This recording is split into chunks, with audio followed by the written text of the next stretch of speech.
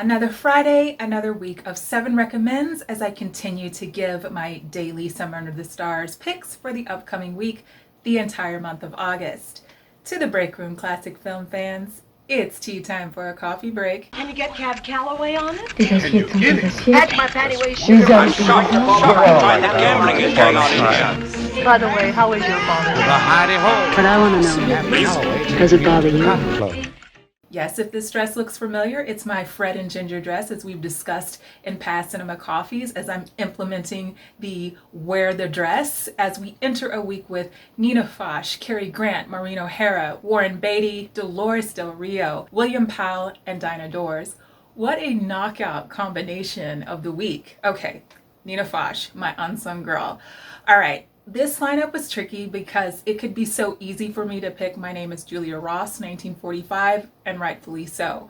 Or the lesser knowns like Fast Company, 1953, with Howard Keel outside his musical genre, or my personal comedy go-tos, Cash McCall, 1960, with James Garner and Natalie Wood, or A Young Man with Ideals, 1952, with Glenn Ford and underrated Ruth Roman. But Escape in the Fog, 1945, a noir suitable to hold noirettes over until the return of Noir Alley September, with a pre-Shelley Winters as a taxi cab driver. Drive-S? Okay. And Otto Kruger to make it official. Sunday, Cary Grant, my first classic film crush before I even knew what a crush was. For fellow classic film fans, there are very few Cary Grant films you haven't seen. For fellow Cary Grant fans, even fewer, if any. As a matter of fact, I'll give you a link to my Cinema Coffee write-up on Grant's 1936 film, The Amazing Adventure. With the lineup that includes Room for One More, 1952, with Grant and real-life wife Betsy Drake, Once Upon a Honeymoon, 1942, co-starring Grant with Ginger Rogers, pre-Monkey Business, 1952. Both films I often recommend, always throwing in Once Upon a Time, 1944, just for fun. I'm going against the grain and recommending Crisis, 1950, because I think it's a Grant film I don't often hear mentioned, but worth watching, particularly for those trying to get a well-rounded Grant view. MaureenOHara, another B-Day Spotlight tribute, and because it's a centennial on what would have been her 100th, I'm picking 2. And because it was so hard to stick to my one recommend, Spencer's Mountain, 1963, When the Fallen Sparrow, 1945, was in the lineup. You get 2. With Spencer Mountain, which always puts me in mind with How Green Was My Valley, 1941, I Know I'm Alone. I Know I'm Alone. You may say to yourself, is this the Waltons? Well, yes, it kind of is, or rather, they both are, the series and the film, based on the 1961 novel Spencer's Mountain by Earl Hamner Jr. Next up, Shirley MacLaine's little brother, Warren Beatty. My pick, the neo-noir LILITH, 1964, co-starring Gene Seberg and Peter Fonda. And if that's not enough reason, just watch and find out.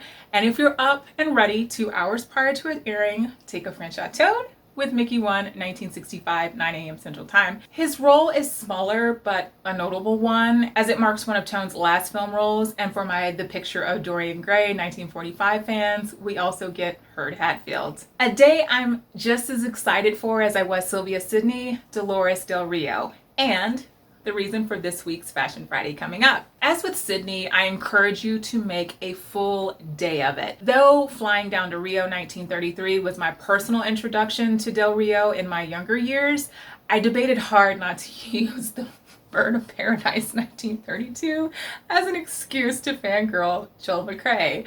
The debate lost. Del Rio and Joel McCrea. Though I will make it my unofficial pick in case most classic film fans, I hope, have already caught that show again and again and again. Making Journey into Fear 1942 my official pick. And for those familiar with Del Rio and Wells, well, make a martini, and if you're like you don't drink, so make that a double espresso, and William Powell like it's 1933. A year prior to he and Lloyd becoming the ultimate all-time detective on-screen couple in The Thin Man, Michael Curtiz's The Kennel Murder Case, 1933, with Powell as Philo Vance, Mary Astor, and a side-eye to Jack LaRue. Have you watched No Orchids for Miss Blandish yet? For any newbies to classic cinema at the coffee table, word of advice. If you haven't already been introduced, any Loy and Powell film shown on this day's lineup, particularly one of my faves, Live Old Lady, 1936, for a dose of Jean Harlow, is a recommend. And throwing in One Way Passage, 1932, and Jewel Robbery, 1932, both opposite Cave Frances, because they never get old, right? My last day this week, Friday, Dinah Doris, The Long Haul, 1957. Why Dinah was spotlighted in 2011 as part of TCM Star of the Month, Battle of the Blondes, in a collaborative feature. I miss my Now Playing Guys. Many of you not familiar with her may have caught her in An Alligator Named Daisy or The Unholy Wife, both in 1957, and both airing Friday, August 21st. But if you haven't caught The Long Haul 1957 with Victor Mature, correct that Friday night, 7 p.m. Central Time. As we swing from Cinema Coffee to Fashion Friday, showcasing this week a piece most recently displayed on my mannequin in my foyer, one of the very rare, very few, as in I can count them on one hand, garments that is nameless. Usually with these 3 or 4 pieces I have without a name, they were pieces that came straight from imagination to fabric, no sketch in between. And while I have several other pieces I designed that way, wanting to turn the idea into a reality almost on the spot for whatever reason need be, as I draped, sewed, fitted, a name would begin to speak from the piece and such it would be named. This one wasn't the case.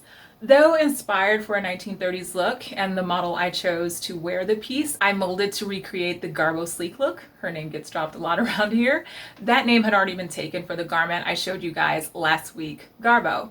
Then going through Dolores Del Rio photos over the course of time, because that's just what I do with classic cinema faves, from Lola Brigida to Eve Flynn, from Delon to Del Rio. I thought this would fit the bill perfectly this week, going through my wardrobe closet as a piece that expresses the idea of Art Deco in drape, in style, in wardrobe, much as with some of my fave Dolores Del Rio early 1930s photo shoots. That's going to send us off and out of this week's Cinema Coffee Fashion Friday chat at the coffee house. Be sure to subscribe, hit the like button, ring the bell, and share the coffee house out loud with your friends, family, and social media pages before we meet back here next week. Until then, be safe, be well, stay healthy, stay home, and I'll see you next week. A bientôt. Can you get Cab Calloway on it? That's my patty waist sugar. Right, that gambling is going on in here. By the way, how is your father? But I want to know, does it bother you? For my newbies to the classic cinema at the classic cinema.